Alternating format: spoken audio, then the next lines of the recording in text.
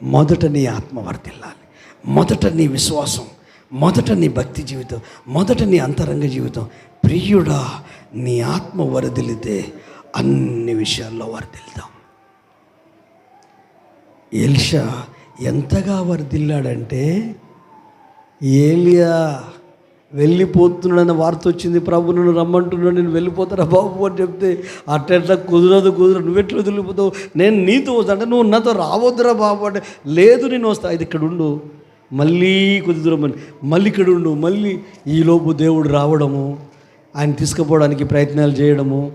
లాస్ట్లో అడుగుతాడు, సరే నన్ను వదిలిపెడతలేవు కదా, యెహోవా జీవంతోడు, నీ జీవంతోడు నిన్ను వదిలి ఉండేది లేదు, అసలు నీకేం కావాలరా చెప్పు అంటే, అయ్యా నువ్వు ఏ ఆత్మ కలిగి ఉన్నావో అందులో 2 పాలు కావాలి.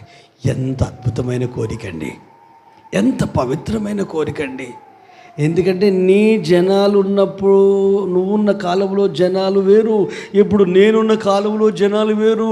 ఈ జనాలకు నీ ఆత్మశక్తి సరిపోదు, నీకంటే 2 ఆత్మశక్తి అయితే తప్ప నేను మనగడలేను, జీవించలేను, ముందుకెళ్ళలేను, ఆయన కొరకు బ్రతకలేను. అయితే నువ్వు అడిగింది కష్టమే ఉంది, కానీ ఒకవేళ నేను పోయినప్పుడు నీకు కనిపించింది అనుకో, అది నీకు దొరుకుద్ది పో అంటాడు. You waiting.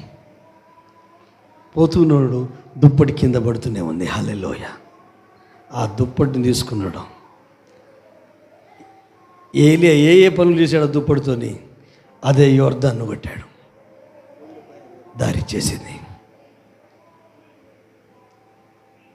కానీ ఈ అంత్య దినాలను మనందరికీ కొలత లేని పరిశుద్ధాత్మను సమృద్ధిగా అనుగ్రహించాడు.